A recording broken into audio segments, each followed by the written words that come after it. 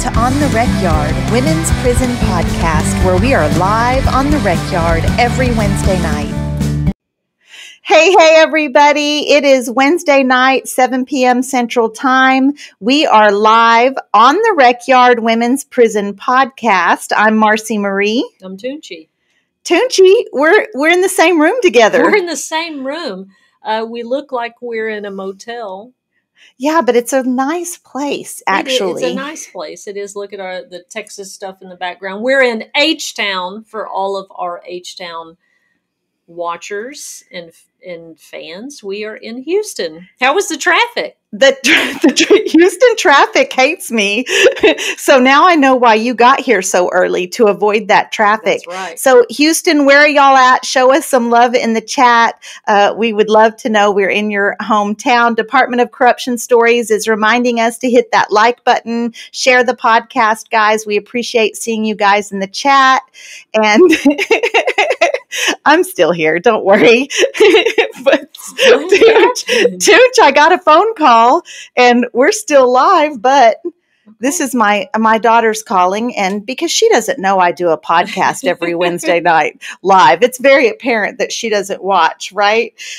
So you guys make sure you share the podcast, all that good stuff. If you are somewhere listening to us on wherever you hear your favorite podcast, Spotify, Apple Music, iHeartRadio, make sure and leave us a review. And we love that. That helps spread our podcast even further. So we appreciate you guys so much. We have a special show tonight. We do. Before we get to talking about the Women's Storybook Project, which is a really beautiful program that a nonprofit organization does inside of Texas women's prisons, a program that's close to my heart and yours, even though you're not a mom. Yeah.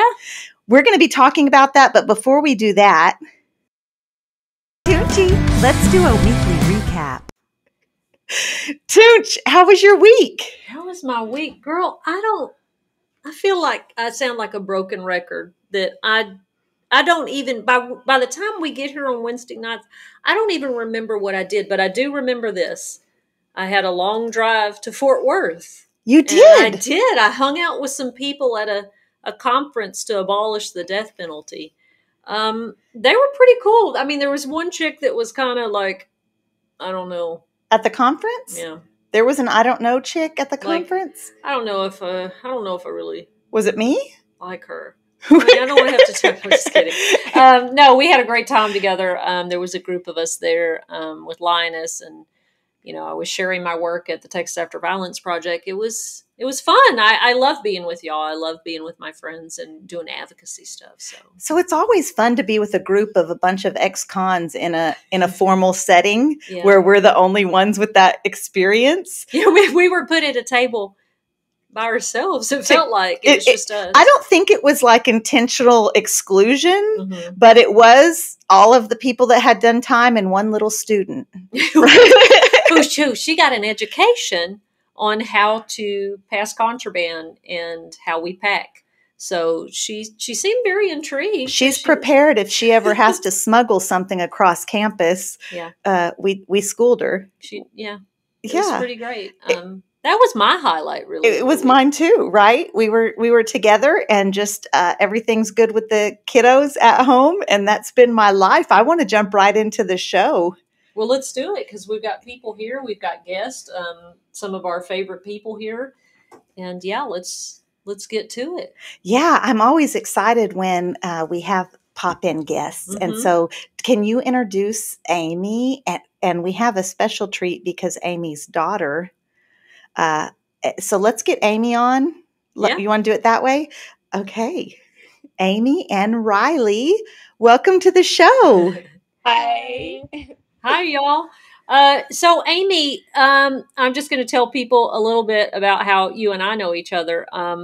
We did time at Mountain View, which is now called the Patrick O'Donnell. Don't get me started on that.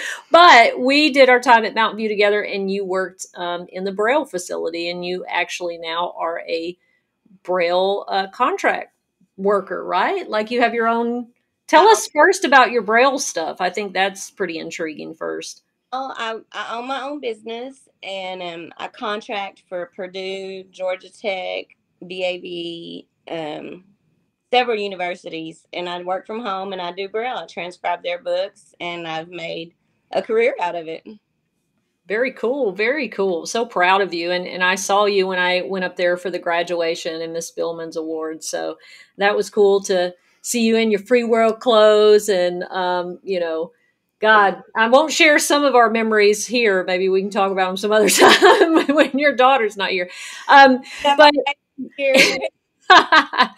so your mom's pretty gangster. So I would love, first, Marci, tell people what the Storybook Project is, and then we'll let Amy and her daughter share what that program meant to them. Sure. So the Storybook Project, and actually, is that why don't we bring Jill? We have to let Jill tell us what it is. She's the person to tell it. Yeah, we actually have a member from the Storybook Project who just entered the virtual studio, and so I think she's the better equipped person to answer exactly what the Storybook Project is. And so welcome, Jill, to the show. Thanks so much for joining us. Thank you so much for having me. I guess there was a question that I can answer. There was, Jill. The question was, what is the Storybook Project? So the Women's Storybook Project of Texas is a program that connects children to their incarcerated mothers through the joy of literature. That says a lot, and it also says nothing. So what we do is we go into Texas State women's prisons, all of them, once a month on either the second or third Saturday of the month. And we invite moms to read to their children, and then we record them with these wonderful little Sony digital recorders. And then we send the recording via URL and the book to the child wherever they are. And it's a 6-month program, so mom and child can really start developing that relationship again through books. And the recordings are really touching. So that's, in a nutshell, that's what we do. Yeah. Well, Jill, how long has the Storybook Project been around? We just celebrated our 20th anniversary. Very cool. I think me and Mandy and Angelica popped over at the anniversary party. It was very beautiful. Really exciting to see the journey of the project through the years and the impact that it's had on the ladies. I'm so grateful that you're here because we're fixing to hear from Amy and her daughter what Storybook meant to them. So, Amy, share with us. Okay, so I did Storybook, and she was very young when I went to prison, and I did 7 years. I think you were 4 when I left, and so obviously, I didn't hear back from her a lot.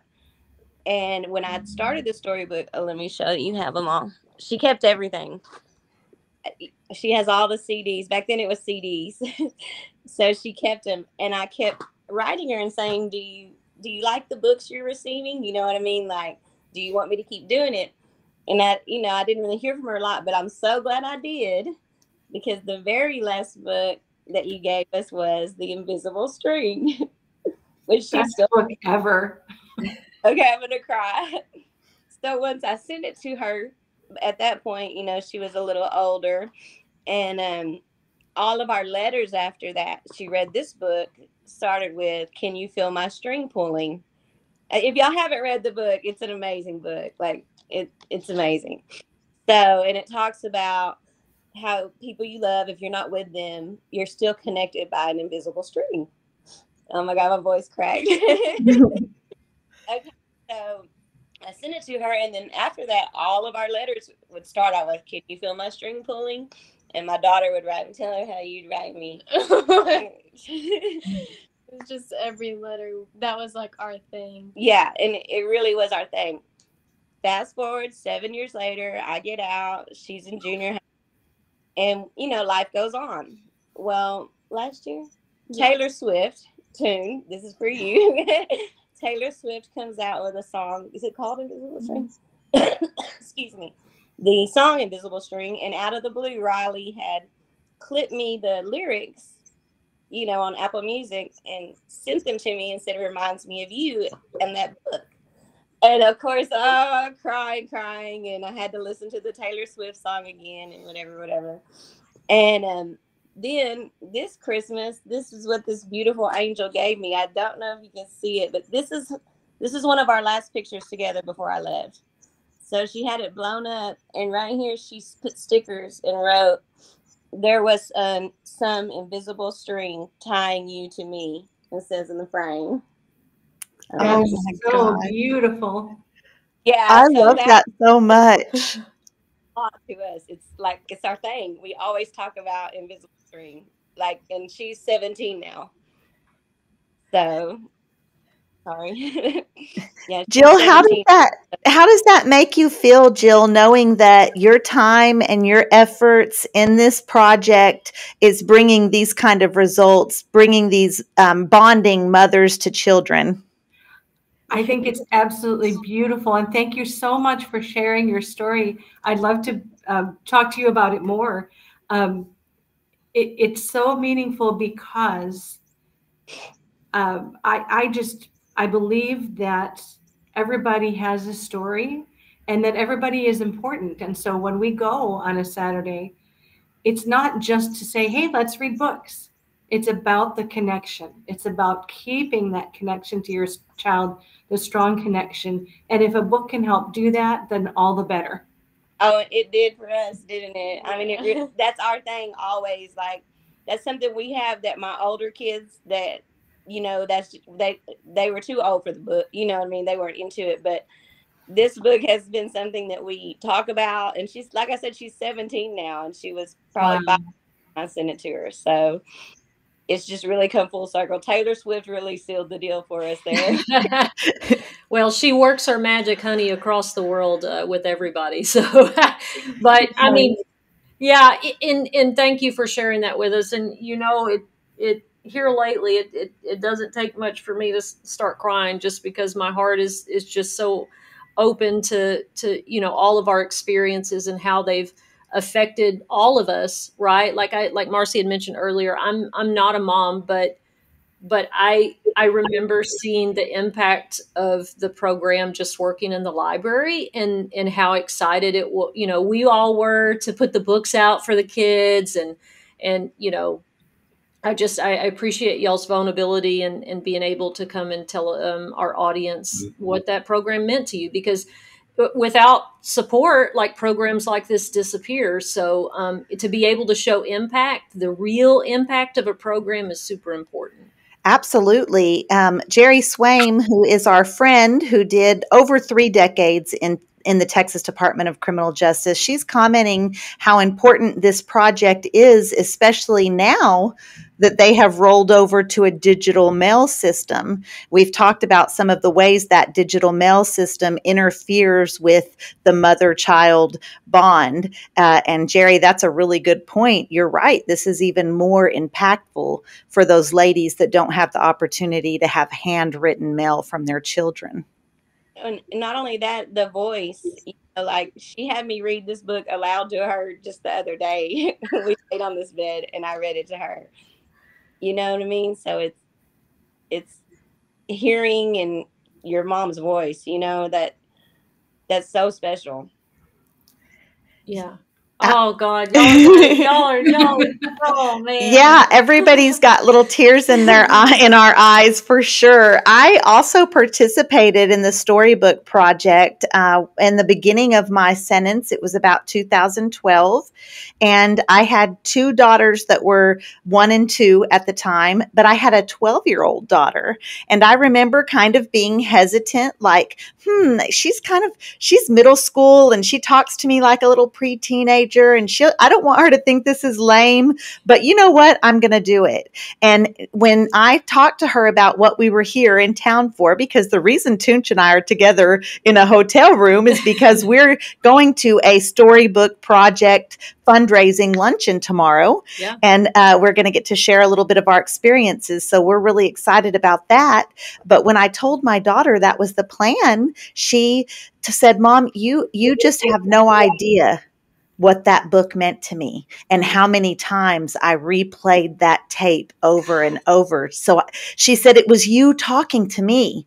It was you. And I just, man, yeah, it's huge. She got to hear you get to hear your mom's voice anytime you want to, not just when she can get to the phone and call, not just at a visit, like to be able to access that and touch what she touched. And hopefully Mandy will, really talk about her experience. I know that putting your hand over where the, mom has drawn her hand, and just like, I just can't even imagine, but I'm so grateful, for programs that work, that do what they're actually designed to do. Because I think as women in the system, and Amy and Marci can attest to this, that so many programs come and go, and a lot of it is for show, and a lot of it is very surface level.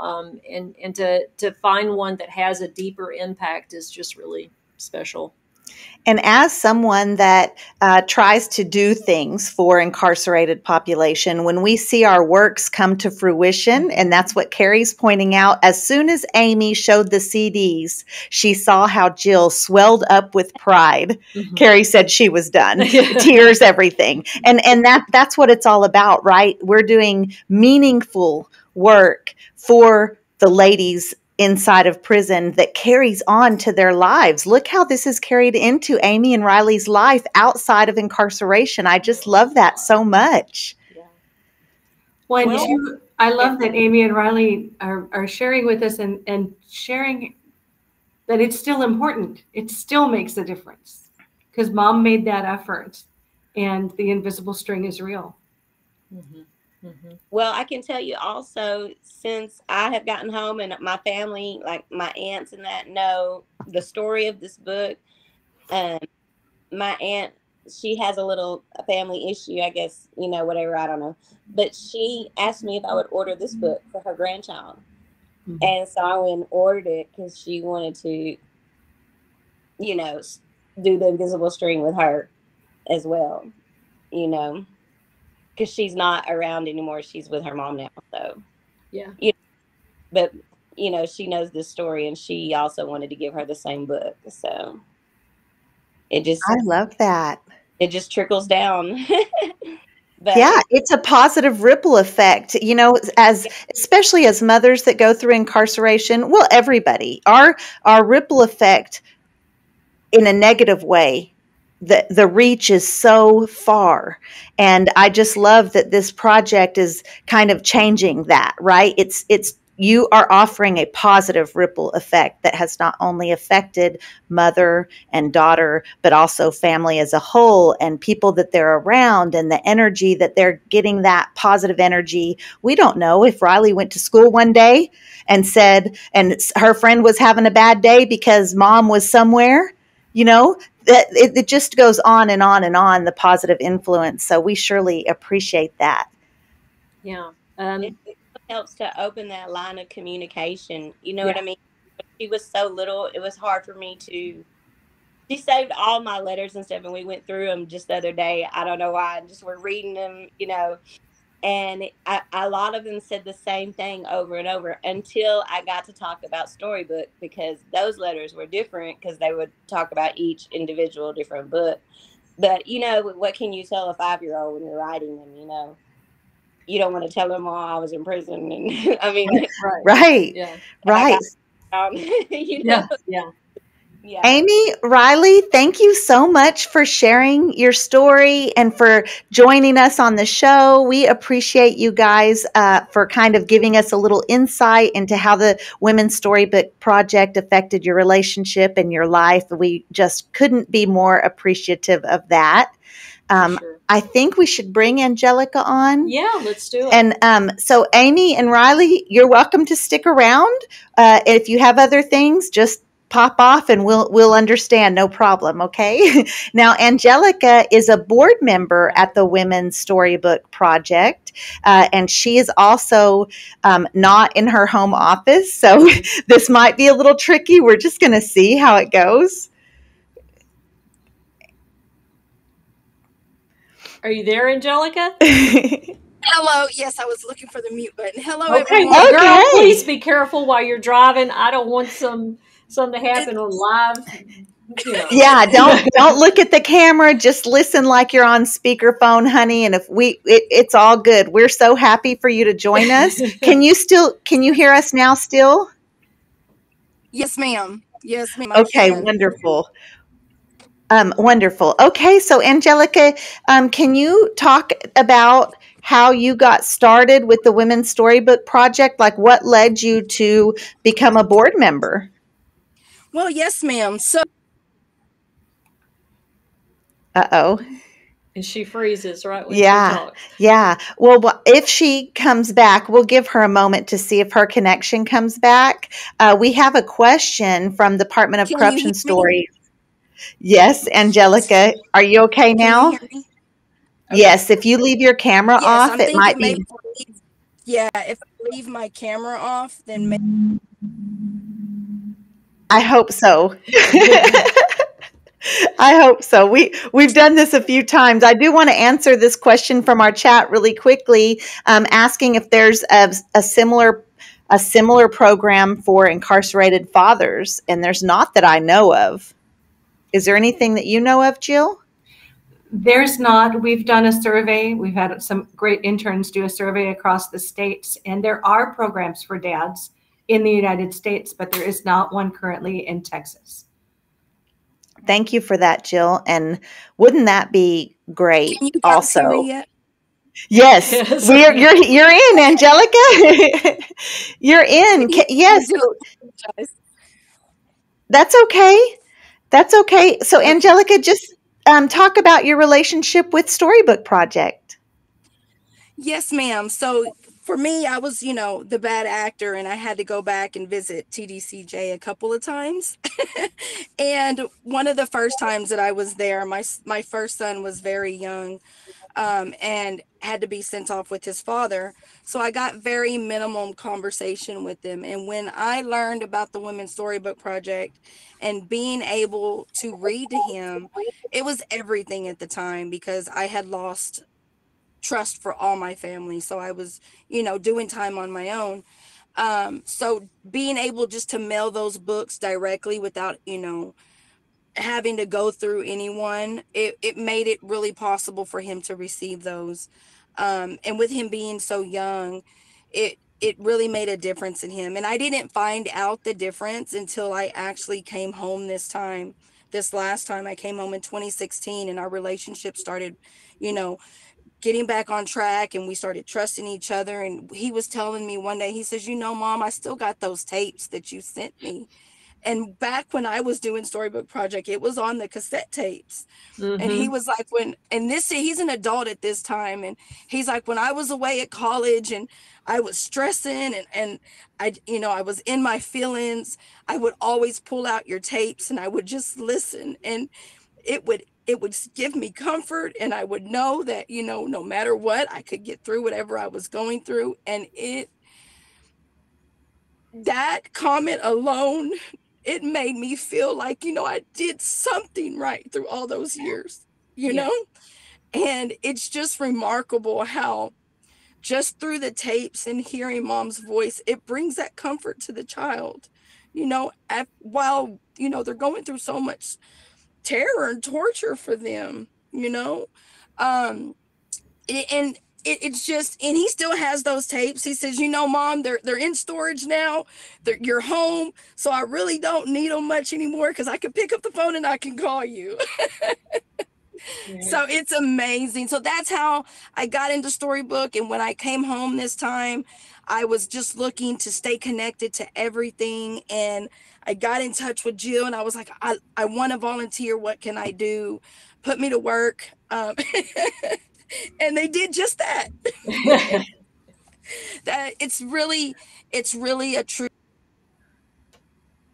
blessing to sit at a table with the board and really have them listen to you. And coming from where we come from, it shifts something in you. You feel respected, and you feel trusted, and like you can be relied on. And us as ex-cons, as you from being inside, it's amazing how your life can transform when you have that support, you know, to keep you going.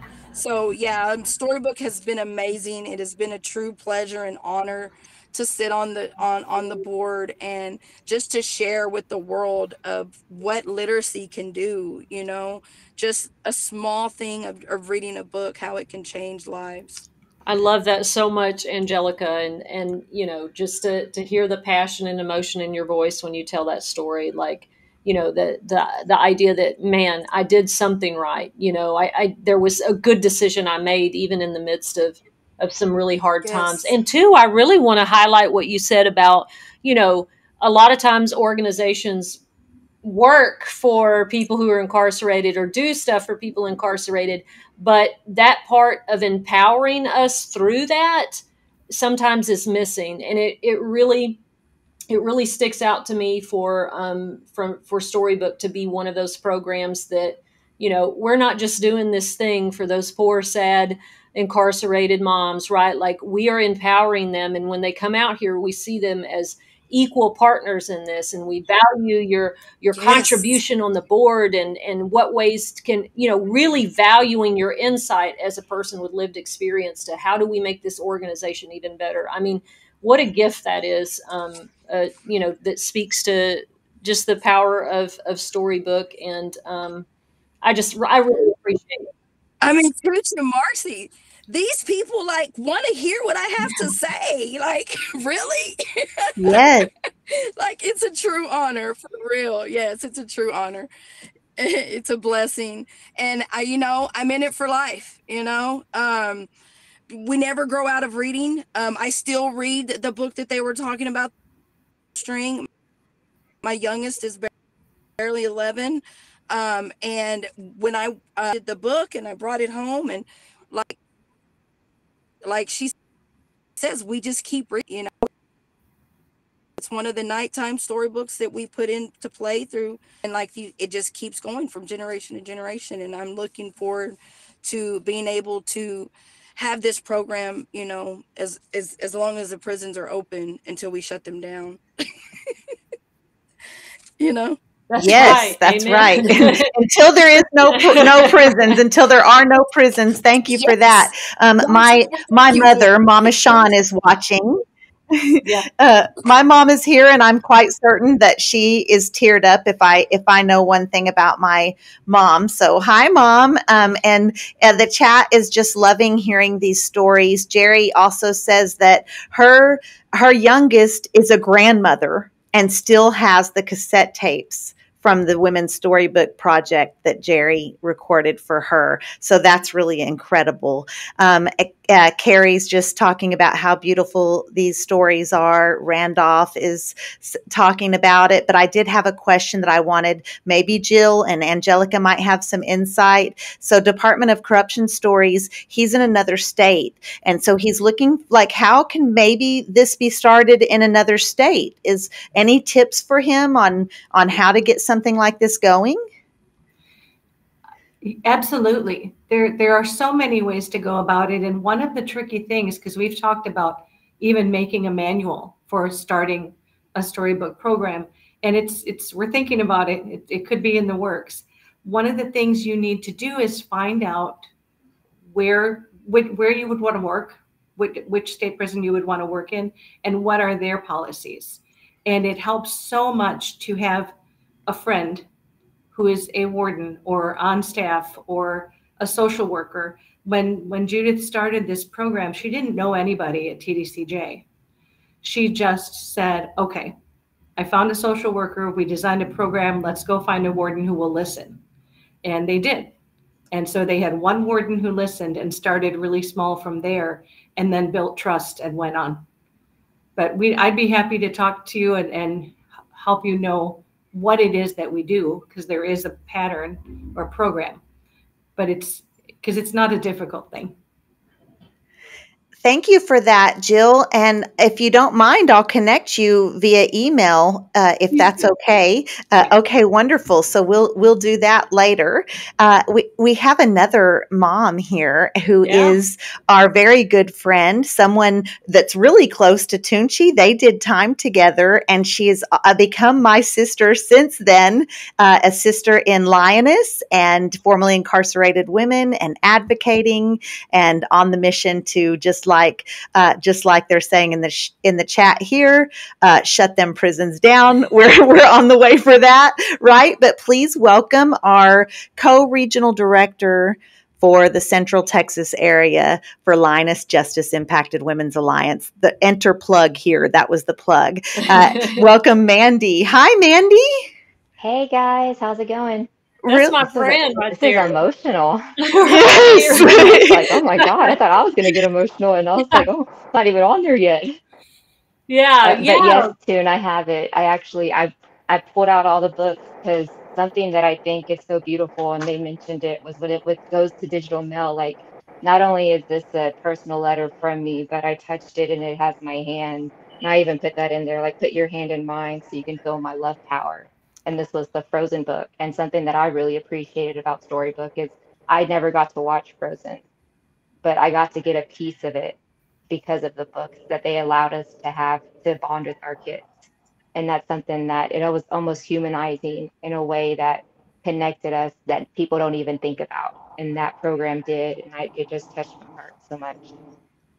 Yeah, well, I love that you are so vulnerable with that, and you're able to share the actual book. And I remember Mandy did a beautiful interview with CBS National News, and the unit was so excited. I was in the library when that was happening. I was dressed in my best whites because I was so proud of the program. And like I said, I worked in the library, so it was my job to always put the books out and, watch the moms come in and pick the books. And Mandy, what a beautiful interview. That was the heart of an advocate and a mom. And the way you answered some of those questions was just absolutely beautiful. But I specifically remember the part where you say, put your hand and you can feel my love power. And the way your daughter, oh my God, the way she sighed with like this joy it gets me every time I see it. And I think that's what we're talking about tonight. Like the true ways to keep that until we can close these prisons and find other ways to help women and, in all the ways that we need. What a beautiful way that was to maintain a connection. Yeah. And my daughter, the one you saw in that video, she was 4 at the time of the interview, but she was 18 months when I left. And I think that's something that society as a whole they don't always take into account when they think about incarceration and mass incarceration, the numerous families and children that are affected. Like, it's also for the foster system and permanent placement that they have. And Storybook actually looks at the individual, that like the incarcerated mother, as a human, and not even looks at necessarily us, but looks at that child. And a lot of people misplace that point of view, is that it's not just about our punishment or our crime. It's about the people that are affected. And that child is going through trauma. That child is going through separation. That child has to be grown and ready for the world. And they need that through mother's love and through the mother's bond. And this is the only program that's offered that I experienced that helps with that. And I mean, I feel like we've witnessed that with Amy's story. We witnessed that with Angelica's story. I mean, I could only imagine what my incarceration would have been without the Storybook and without my mom and without seeing my kids. Honey, I would have maxed out. Without the bond of my kids, like, I don't think they understand that humanity, that invisible string that we need to survive, because we're enduring in there. And I'm sure Marcy can relate to the grief that we feel when we're going through that. We're moms, separated, nurturers, people that we had our children to raise them, and to be taken away from that role is a part of our identity that's taken from us. And Storybook helps, not, it helps to cater, it helps to kind of put a little bit of glue and tape on that brokenness. And I'm forever grateful for that, Jill. I love how you touched on when you said you would have maxed out. I mean, and I think that speaks to the ways that the Women's Storybook Projects positively influences the prison environment, because the ladies that are getting to actively participate in this project, they are less likely to act out. When we're going through all of those huge emotions of being away from our kids, it's really easy to explode. But when we kind of have an outlet and through this project, that's an outlet for some of that energy to go. I think it's just healthier for the prisons as a whole. Yeah. Well, and Mandy describes it, and she described it in another interview really, really well. And she just mentioned it here, is that it is grieving, right? Like it is grief. And again, I'm not a mother, so I don't, but I was once a child. And I've got my own trauma and separation things and anxiety that I deal with. And so a little part of me can imagine what that feels like. And so to be a mother, how much more escalated that is. And what a great way, unfortunately, to have to describe it, right? It is grief. It is grieving. And it's not just grief for us, though. I think that's the only part that Storybooks grasp is it's our kids are grieving our present. Right. And that voice, like how many people like how many people have passed and you just think, I wish I could just hear their voice. Mm-hmm. How many people have you missed? And I was like, oh, I just wish let me just call them and I can listen to their voice. Like that concept is so powerful. And Storybook is I'm telling you the only program that understands the importance of family and unity and healing, because that helps heal relationships, build bonds. Because some women don't even have visitation, they don't have access to their kids, but their caregiver will accept a book, and maybe one day when they grow up they find those cassettes. Like it's a gap, it's a bridge that people don't think about, and Storybook did. And I just think it's beautiful. Yeah, and in addition to that, families that just couldn't financially support getting to visitation, can't financially support those phone calls, and setting up the phone. I have so many people that want to get the phone set up, but they don't know how. They don't know how. They can't figure it out, and so this is a way to connect. Yeah, for sure. And the system doesn't think about that, and society doesn't think about that, because those kids are being traumatized without that bond. And this program is one of the few, again, I'm going to keep emphasizing that, is that this is one of the few programs that thinks about society as a whole within the system, because society benefits inside and outside from this program. Yeah. Yeah, Mandy, I think you're right. And I think that was reflected in that CBS interview where, the journalist asked a really, really bizarre, really, to me, terrible question. And you answered it just like that, right? Like in her question kind of was the reflection of society's view on mothers and incarcerated people as a whole, is that why do you deserve to participate in anything positive or good? And you were like, excuse, like the answer that you gave was spot on, right? Like, because at the end of the day that we're still people, we're still moms, we're still daughters, and the children are not at fault. And so I think that societies, I think that there are not more programs like Storybook, because that is the way society thinks and feels. And it takes moments like this. It takes everybody, being brave and vulnerable and sharing, the things that mattered and what they went through to change that. Yeah, and just to touch on that, to put into context, like my response was like, because she said talked about my decision and how I should have lost my rights as a mom. Yeah. And my response was like, yes, I made a decision, but now it's not about the decision, it's about the circumstances. And in life, that's how it works. Everyone makes decisions, everyone has failures or shortcomings, and then you have to adapt and adjust to the circumstances. And children are the ones that pay. And again, Storybook is the one that recognizes that the circumstance is that those kids need a bond with their mom. Yeah, for sure. I want to add something briefly. because it doesn't often get said to you or to the women who were serving and the children, how many volunteers' lives you ladies have touched and how you have changed the narrative around system impacted women in Texas.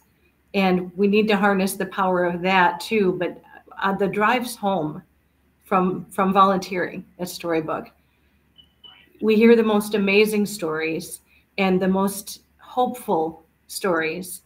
And so many times we hear volunteers say, they're just like me. She's just a mom like me. Yeah. And that always gets me because it's so true. And it's changing the way people perceive incarcerated, system impacted women. And to be such a, to allow yourselves to be so vulnerable on a Storybook day is a gift to everyone involved, because it's hard. You know, there's days that it's hard to read and it's hard to get through the story. And the volunteers know that, and they're right with you. So thank you so much for that gift, because it's changing perceptions. It's changing the way incarceration is seen, and you've got a lot of allies. That's amazing. Thank you for sharing that, Jill. Now you're not going to make me cry too. Now, yeah. I'm going to stop tonight. Yeah, we're both over here. I want to say that your team of volunteers are absolutely amazing. And they have an understanding that sometimes the moms are coming from who knows what has happened. Someone got sprayed right next to them. They've witnessed fights. They've witnessed harassment from staff. They've been talked down on. And you and I briefly talked just a little bit about some of the ways that staff, and even it became the culture in there that it wasn't just staff. Sometimes it was us doing it to each other, like saying comments like, you didn't care about your kids in the world. You know, and just ways that they beat us down in there and diminish our role as a mother, and the way that your volunteers just lift us up and bring us back to that point where I know I'm still mom. I'm here. I'm away. I'm not getting to tuck you in at night, but I'm still your mom, and my heart is still your heart. We're still together. And what I want to mention, and Mandy can talk a little bit about that because she has the hand story, right? Mm-hmm. But it's not just reading the book. You get to talk to your kid. You get to say, hey, it's mom. And I picked out this book because, you know, you told me you watched the movie Frozen, and I wanted to see it. So I thought I better look at this book so I could read it. Mm-hmm. And you get to write things. Mandy, can you talk about your experience with getting to actually talk to your kid also? Something that I love, and again, I'm going to open the book just because, but where you see the hand is you actually get to write a note. And this note at the end of the book, when you're done reading, they let you read the note out loud. And so, like, for my daughter, I'm like, you know, my sunshine, you know, I love you so much. I miss you. And I tell her how I feel. And I just give her like hopeful messages. And let me just read it. Okay. Yes. So this is about Frozen. And if you've ever watched the movie, it's about sister love and the power of love. And so I would read it to her. And of course, you're going to read it in your mommy voice. So I'm like, my beautiful sunshine, I love you so much and I miss you always. I hope you enjoy your book, baby. You are my princess, and our love has power too, just like Elsa and Anna's love. So stay strong and be a good girl. I'm so proud of you. Love, mommy. And then that's when I said, XOXO, put your hand in mine to feel my love power, because it had to do with the power of love, which was part of the book. And that's something that I thought was always really cool too, is that when we did do those little experts, is we could make sure, like, after they've read the book, so that we could relate to the book in our love or in our message, we could explain it to them. Like, my daughter was 18 months when I left. She was 4 when she got this, but, you know, as she read, you know, the littler books, touch your toes, touch your nose, I love you, you know, as you grow, like, you can say it to her in a way that you're sitting there reading to her at night. And I'll forever be grateful for that. Yes, it adds such a personal experience to it. It's not just mom's voice. It's a sit down. It's time with mom. And I remember the volunteer encouraging me, like, as you turn the page, if you see something, point it out. You can talk about it. And I remember reading the book and saying, oh, look at the blue, and just like they're reading, they're turning the page with you. It's really an incredible experience. I also want to say, you guys, Toonchi's bawling. Oh, Toonchi's God. out of control. You guys can't see because she's got this Kansas City Chief hat on. She's out of there. But I want to say, a lot of you know that I have, we have the kiddos. I have my nephews and my wife's nephews, and mom is trying to get healthy. Mom loves her kids. Like a lot of us, mom has made some decisions that have taken her to a place she can't be with her kids. She's not incarcerated, but the heartstrings book, the strings, they need that. Yeah. My nephews need that with mom, and and she could even record. Right, we could have a women's storybook project right at my house, Yeah, right in Weatherford, Texas. We could just do it for mom and my nephews, and I think that they would love that. So you've inspired me for that, Jill, and Mandy and Angelica, Amy, Toonchi, even you. So yeah, amazing. Thank you so much. And here's my mama, she's bawling too. And she already, my mama loves her some Mandy. She always wants to know Mandy's going to be there. Oh, I love her too. Yeah.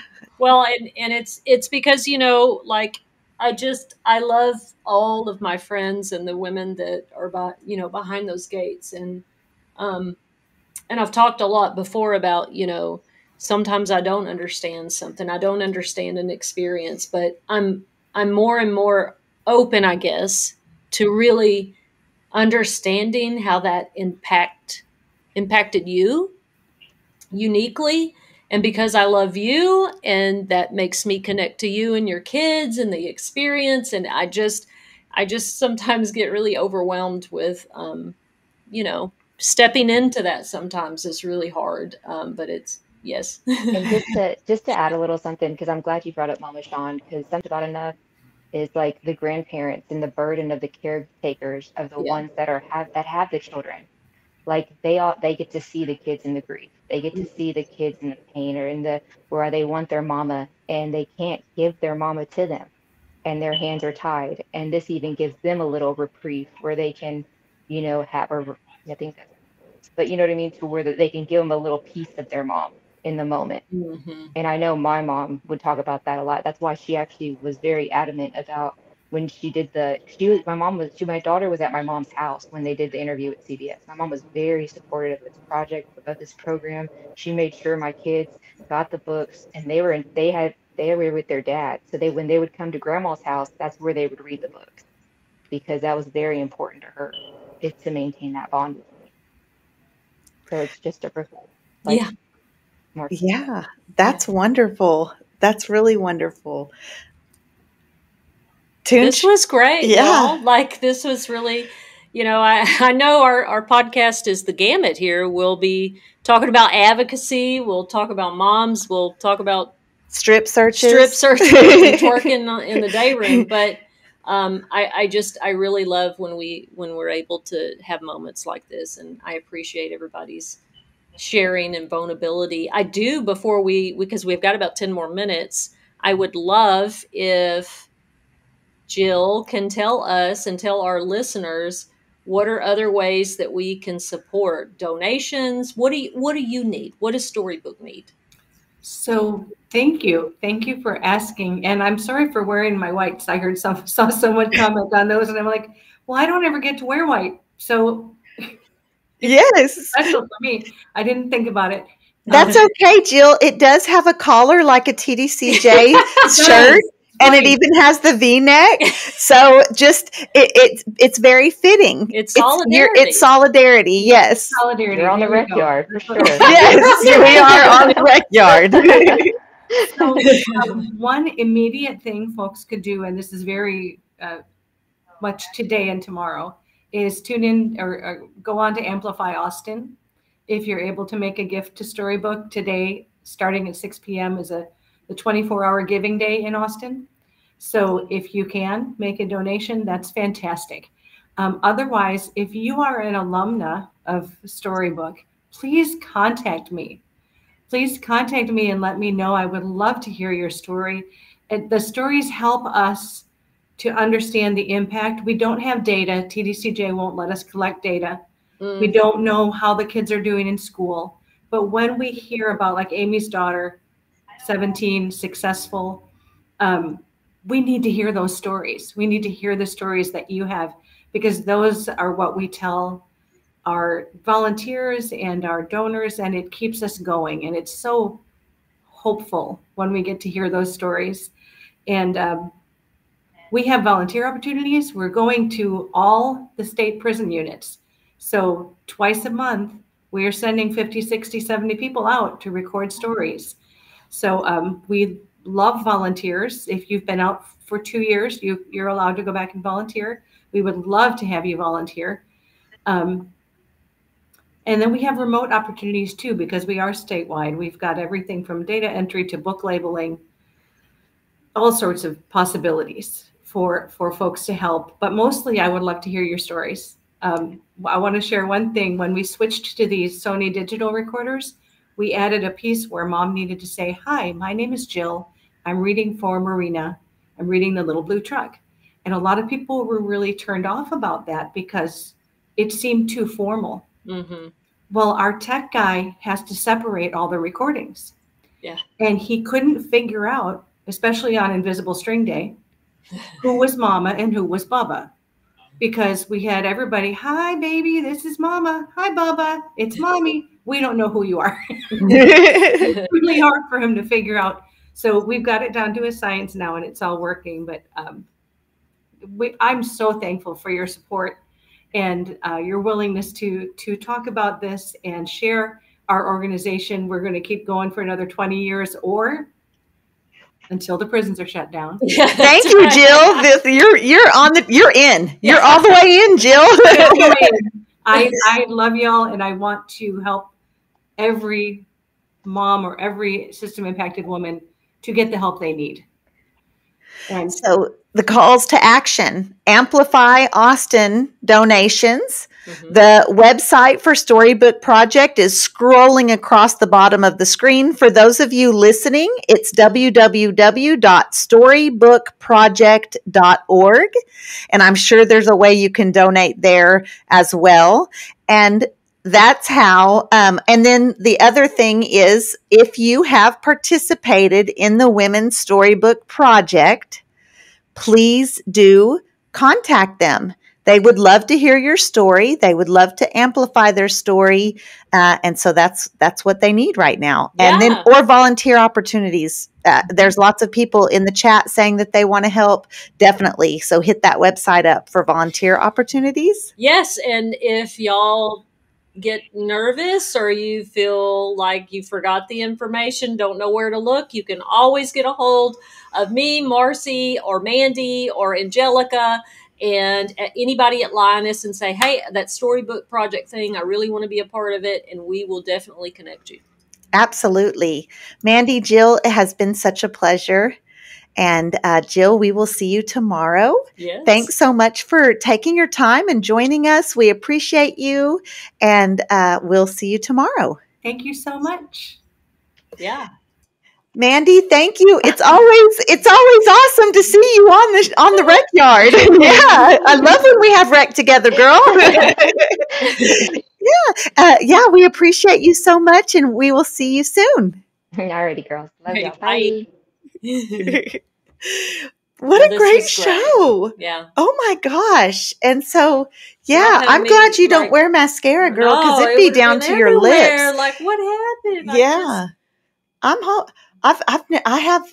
don't know if I've seen you tear up, but I haven't seen tears fall. Oh, girl. This is the first time I've seen tears.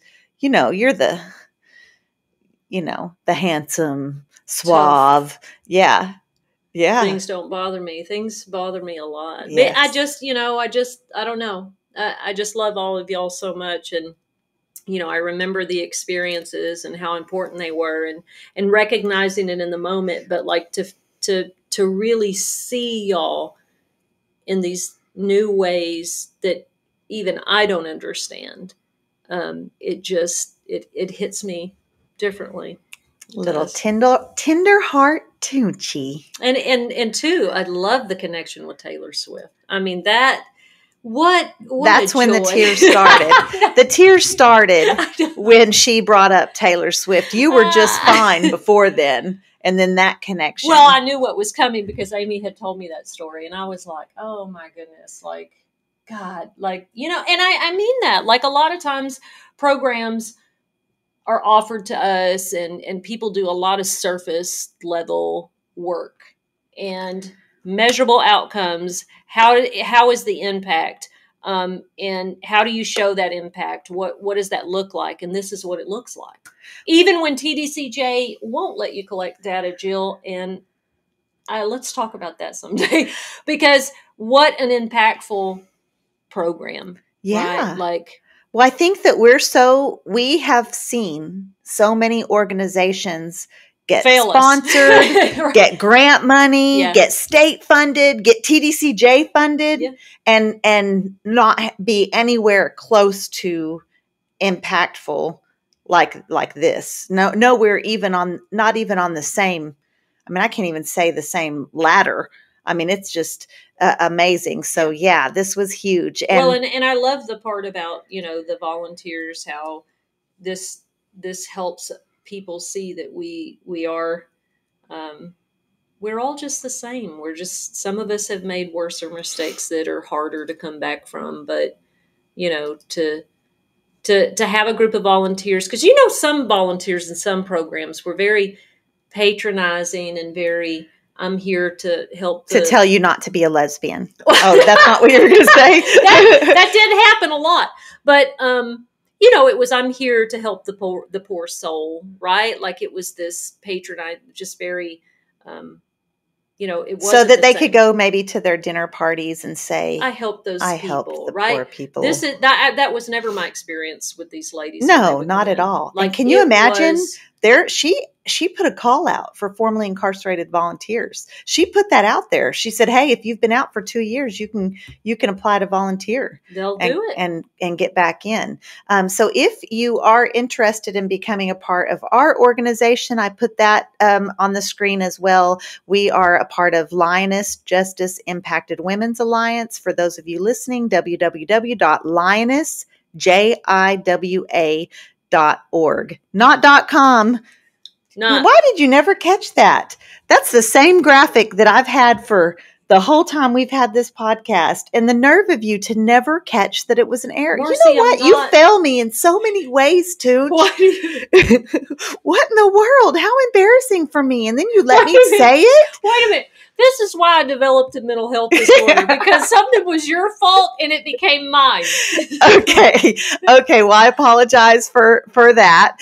Guys, thank you for hitting that like button, hitting those hearts. Thank you so much for the chat. I love you all so much. I appreciate you. Big shout out to Department of Corruption Stories for always staying hugely involved and keeping up with our chat and reminding me to tell people, share the live. And if you're out there listening on Spotify or wherever you listen to your favorite podcasters, absolutely, please do leave us a review. And I'm just checking. I see Angie, Randolph, Eric. Appreciate you guys so much. Thanks for joining. Carrie, everybody else that hopped on here that I'm absolutely missing because I'm not scrolling back through the chat. And we will see you the same time, same place, Wednesday night, 7 p.m. Central Time. We will be live. We will be in our virtual studios, not in the same room. But this was fun. This was great. Yeah, we need to try to figure out how to do this more often to be. And the Wi-Fi is good, which is amazing. Yeah. I was a little concerned. Yeah, because sometimes them hotel Wi-Fi. Hey, sometimes those Wi-Fis at home that are unplugged don't work either. Hey, y'all remember last week when Marci was like, I don't know what's going on with my Wi-Fi? It was unplugged. And it was unplugged, Marci. So wait a minute. You want to roast me about something that's been on the screen, but you complained about your Wi-Fi that I didn't even think to ask you, did you check if it was plugged Why didn't you ask me? No, if you had asked me, it would have been plugged in and the rest of the show would have been Gucci. Instead, I just looked like a blot. Guys, we will see you next week. Love you all so much. Thanks for joining in. For hanging out with us on The Recyard Women's Prison Podcast with Marci Marie and Toonchi.